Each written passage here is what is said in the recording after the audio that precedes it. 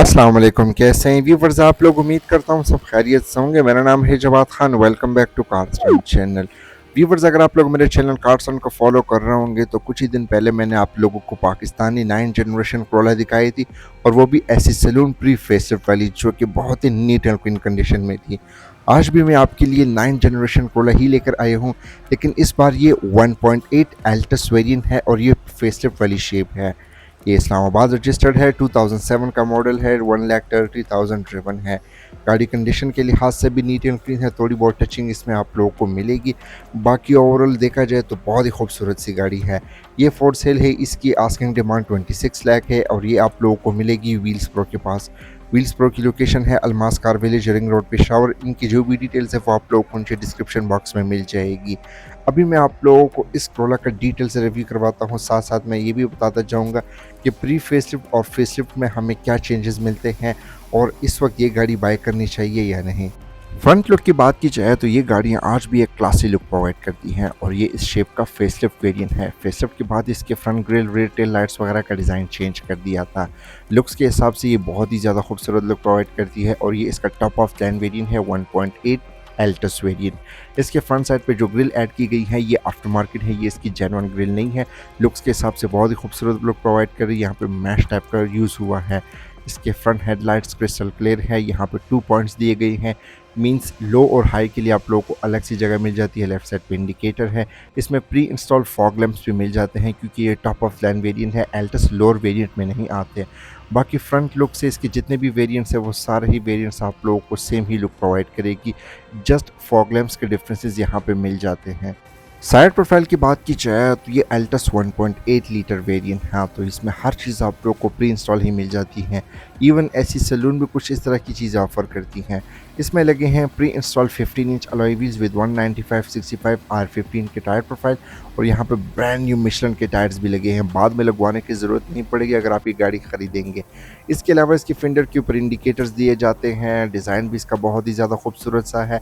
XLi GLI में बहुत सारी चीज़ें आप लोगों को नहीं मिलती थी। एल्टस ऐसी सैलून में प्री इंस्टॉल साइड स्कर्ट्स भी आते थे, डोर मॉडलिंग विद क्रोम। ये क्रोम इसके जस्ट डोर्स के ऊपर कंटिन्यू है, बाकी कहीं पे आप लोगों को नहीं मिलेगा। इसके अलावा इसमें मिल जाएंगे बॉडी कलर में रिट्रैक्टेबल पावर साइड मिरर, जबकि ऐसी सैलून में नहीं आते। इसके अलावा सनवाइजर्स वगैरह इस तरह की चीज़ें नहीं मिलेगी। हाँ, विंडोज़ के आसपास यहाँ पे क्रोम का यूज़ हुआ है, जो कि बहुत ही प्रीमियम किस्म की लुक भी प्रोवाइड करती हैं। Top of the end variant के बहुत सारे फ़ायदे भी है। इसके डोर हैंडल्स भी आप लोगों को बॉडी कलर में देखने को मिल जाते हैं, और ये एल्टस आती है ऑल व्हील डिस्क ब्रेक्स के साथ विद एबीएस, जो कि हमारी आज भी सिटी और यारिस ऑफर नहीं करती। फोर व्हील डिस्क ब्रेक्स के फ़ायदे बहुत सारे हैं। ब्रेकिंग की परफॉर्मेंस भी बहुत ही ज़्यादा बेहतरीन होती है। तो ओवरऑल साइड प्रोफाइल की बात की जाए तो ये गाड़ियाँ आज भी एक बेस्ट ऑप्शन में कंसिडर की जा सकती है। फ्रंट साइड से ज़्यादा इसकी रेयर प्रोफाइल बहुत ही अच्छी लुक प्रोवाइड करती हैं, और ये फेसलिफ्ट वेरिएंट है। फेसलिफ्ट के बाद इसके टेल लाइट्स का इनर डिज़ाइन चेंज कर दिया था। बाकी इसके जितने भी वेरिएंट्स हैं वो बैक लुक से ऑलमोस्ट सेम ही लुक प्रोवाइड करती हैं। इसकी जो रियर विंड स्क्रीन है ये डिफोगर वगैरह के साथ एक इसमें हाई माउंटेड ब्रेक लैम्प भी मिल जाता है। इसके अलावा यहाँ पे कुछ खास नहीं है। ट्रंक के ऊपर बहुत सारे बैजेस दिए गए हैं, जैसे कि 1.8 VVTi कोरोला एल्टस। अगर ये ऑटोमेटिक होती तो यहाँ पर ऑटोमेटिक को भी मेंशन किया होता। फिलहाल ये मैनुअल वेरिएंट है। फेसलिफ्ट के बाद इसके टेल लाइट्स का इनर डिज़ाइन भी चेंज कर दिया था, और फेसलिफ्ट के बाद ये और भी ज़्यादा बेस्ट लुक प्रोवाइड करना शुरू हो गई थी। फेसलिफ्ट के बाद ये एलईडी और हैलोजन बल्ब की कम्बिनेशन के साथ हो गई थी। बाकी ओवरऑल बैक लुक की बात की जाए तो ये गाड़ी आज भी बहुत ही खूबसूरत और अच्छी किस्म की लुक प्रोवाइड करती है।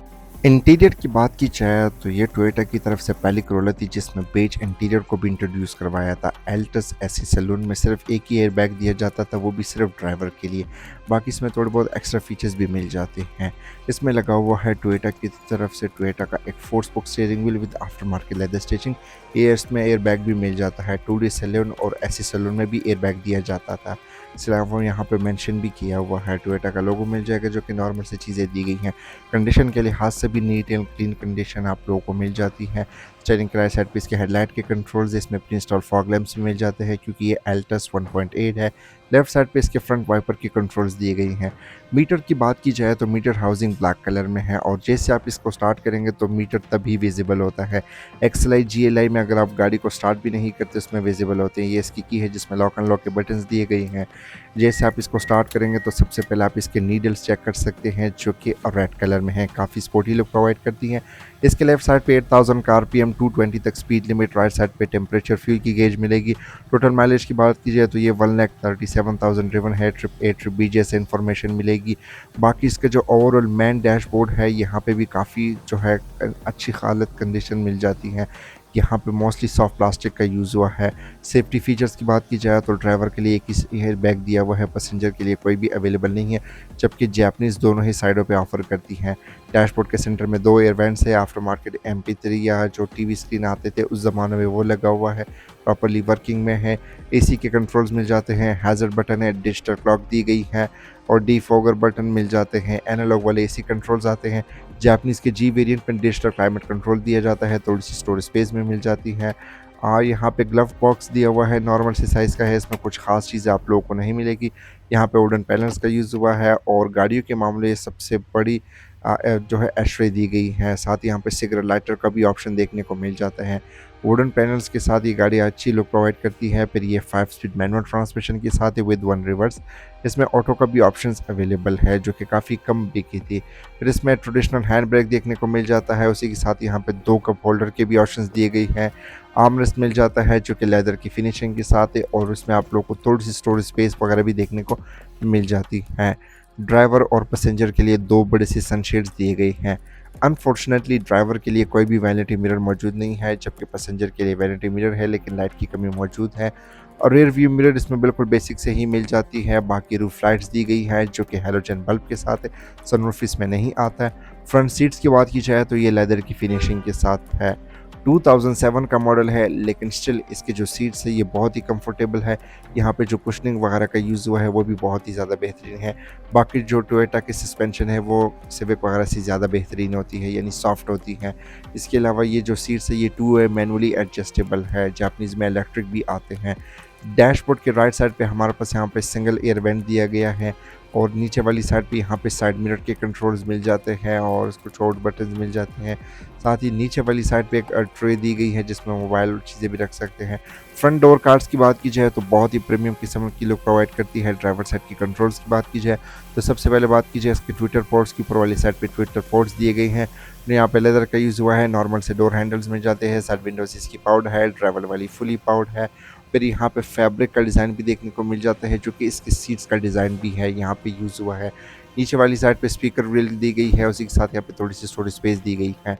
रेयर कैबिन की बात की जाए तो कोरोला हमेशा से ही स्पेशियस रही है, चाहे इसकी लेग स्पेस हो या हेडरूम हो। और कोरोला का जो सस्पेंशन है वो काफ़ी सॉफ्ट होता है, तो ये राइड बहुत ही ज़्यादा बेस्ट प्रोवाइड करती है। इसके पिछले वाली सीट पे यहाँ पे 2 हेडरेस्ट दिए गए हैं, सीट्स के सेंटर में आर्मरेस्ट का यूज़ मिल जाता है। सीटिंग कैपेसिटी की बात की जाए तो यहाँ पे मैं बैठा हूँ, मेरे साथ यहाँ पे इजली 2 लोग और भी बैठ सकते हैं और इसकी जो पे लेग स्पेस है वो भी बहुत ज़्यादा नहीं है, बहुत कम भी नहीं है, नॉर्मल सी हमें देखने को मिल जाती है। रेयर पैसेंजर के लिए एस्ट्रे वगैरह भी दी गई है, अगले वाली सीट बिल्कुल मैंने पीछे की हुई है, बस नॉर्मल सी लेग स्पेस देखने को मिल जाती है। रूफ के ऊपर यहाँ पे हेलोजन बल्ब के साथ लाइट्स वगैरह दी गई हैं, यहाँ से फ्रंट वगैरह का व्यू भी बहुत ही बेस्ट है। रेयर डोर कार्ड्स भी इसके same as it is front door card की तरह ही है। ट्रंक स्पेस की बात की जाए तो इस कोरोला की उस वक्त की सिविक से ज़्यादा ट्रंक स्पेस हमें देखने को मिलती है। अगर ये गाड़ी जिनके पास है तो वो बता भी सकते हैं, यहाँ पे इजली 3 से 4 लोग का लगेज फिट आ सकता है। मैंने एक चीज़ नोट किया है कि कोरोला की जो ट्रंक स्पेस है वो सिविक वगैरह से ज़्यादा होती है। अगर सिटी की बात की जाए तो सिटी की तो कोरोला से भी बहुत ही ज़्यादा है। खैर बात की जाए कंडीशन वगैरह की तो कंडीशन के लिहाज से भी नीट एंड क्लीन है। मैं आप लोगों को तो क्लोजअप शॉट्स भी दिखा देता हूँ ताकि आप लोगों को पता चल सके। ये कवर्स वगैरह आप लोगों को अभी तक मिल जाते हैं जो कंपनी प्रोवाइड करती थी, वरना कुछ गाड़ियों के वक्त के साथ ख़राब भी हो जाते हैं। इसके अलावा इसमें प्रॉपर स्पेयर टायर भी मिल जाता है। स्पेयर टायर दिखाने का मकसद ये होता है कि उसके साथ आसपास आप लोग कंडीशन वगैरह भी नोट कर लें, क्योंकि ये पुरानी गाड़ियाँ हैं। इसके अलावा ट्रंक के इनर साइड पर कोई भी इंस्टॉलेशन का यूज़ नहीं हुआ, जस्ट आप लोगों को कंडीशन दिखाना चाह रहा हूँ। अब अगर बात की जाए इसके इंजन की तो एल्टस इसका टॉप ऑफ लैंड वेरिएंट था। अब इसमें जो इंजन दिया हुआ है ये बहुत ही पावरफुल इंजन भी है। ये इंजन इतना पावर है कि आजकल ग्रैंडी वगैरह के साथ भी जो है रेस वगैरह कर सकती हैं, क्योंकि ये टोयोटा की तरफ से टोयोटा का एक 4 सिलेंडर का था 16 वेल्व के साथ, VVTi टेक्नोलॉजी के साथ। इसको 1ZZFE भी कहा जाता है। ये ऑलमोस्ट 1800 सीसी होती है। फिर ये मैनुअल ट्रांसमिशन के साथ ये प्रोड्यूस करती है 140 horse power with 172 newton metre of torque. यही सेम फिगर्स जो है आजकल नई वाली ग्रैंडी भी ऑफ़र करती है। बाकी ये एल्टस वेरिएंट है तो इसमें आप लोगों को एबीएस, एक एयरबैग भी स्टैंडर्ड देखने को मिल जाता है। फ्यूल एवरेज की बात की जाए तो ये इंजन ईज़िली आराम से 1 लीटर में 13 टू 14 किलोमीटर प्रोवाइड कर सकती है। डिपेंड करता है कि आप किस तरह की गाड़ी ड्राइव कर रहे हैं, इंजन की क्या लाइफ है, काफ़ी चीज़ें मैटर करती है। सिर्फ ये नहीं कि आपको फ्यूल एवरेज अच्छी मिलेगी। अच्छा, तो व्यूवर्स कैसी लगी आप लोग को ये Corolla Altis 1.8? कमेंट सेक्शन में अपनी फीडबैक से आगाह कर सकते हैं। मिलते हैं फिर अगली रिव्यू में, तब तक के लिए अपना ख्याल रखिए। अस्सलाम वालेकुम, अल्लाह हाफ़िज़।